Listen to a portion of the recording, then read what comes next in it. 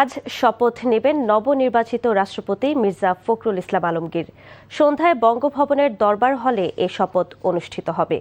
এর মাধ্যমে ঠাকুরগাঁওয়ের স্থানীয় রাজনীতি থেকে শুরু করে প্রায় 4 দশকের পথ চলায় রাষ্ট্রের শীর্ষ পদে আসীন হচ্ছেন তিনি।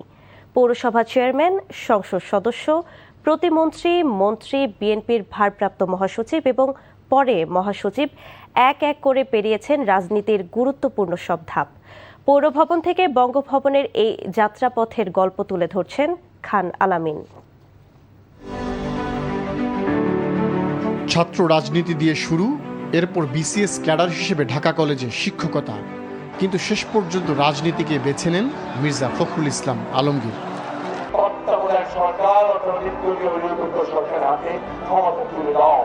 1948 সালের 26 জানুয়ারি ঠাকুরগাঁয়ে জন্ম। ঢাকা বিশ্ববিদ্যালয়ে অর্থনীতিতে পড়াশোনা, ছাত্র জীবনে যুক্ত হন রাজনীতিতে। 69-এর গণ অভ্যুত্থানের সময় ঢাকা বিশ্ববিদ্যালয় শাখার নেতৃত্বেও ছিলেন তিনি। শিক্ষকতা শেষে 1986 সালে সক্রিয় রাজনীতিতে আসেন। এর 2 বছর পর নির্দলীয় প্রার্থী হিসেবে নির্বাচিত হন ঠাকুরগাঁও পৌরসভার চেয়ারম্যান। সেখান থেকে শুরু হয় স্থানীয় নেতৃত্ব থেকে জাতীয় রাজনীতির পথে যাত্রা। ভোটাধিকার হরণকারী বর্তমান ফ্যাসিবাদী কর্তৃত্ববাদী অবৈধ সরকারের পদত্যাগ। এরশাদ বিরোধী আন্দোলনের উত্তাল সময়ে বিএনপিতে যোগ দেন মির্জা ফখরুল। 1992 সালে দায়িত্ব পান ঠাকুরগাঁও জেলা বিএনপির সভাপতির। ধীরে ধীরে উঠে আসেন দলের কেন্দ্রীয় নেতৃত্বে। সিনিয়র যুগ্ম মহাসচিব থেকে 2011 সালে হন ভারপ্রাপ্ত মহাসচিব। 5 বছর পর 2016 সালে বিএনপি মহাসচিব হিসেবে পূর্ণ দায়িত্ব পান তিনি। এর আগেই জাতীয় রাজনীতিতে তার বড় সাফল্য আসে 2001 সালের নির্বাচনে। ঠাকুরগাঁও 1 আসন থেকে বিএনপির প্রার্থী হিসেবে নির্বাচিত হন সংসদ সদস্য। দায়িত্ব পান কৃষি প্রতিমন্ত্রীর।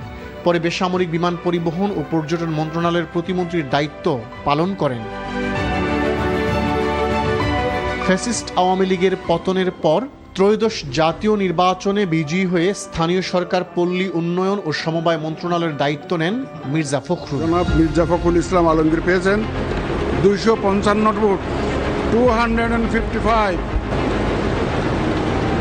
এবার তার রাজনৈতিক জীবনের সবচেয়ে বড় অধ্যায়। একটি পৌরসভার নেতৃত্ব থেকে রাষ্ট্রের সর্বোচ্চ সাংবিধানিক পদ।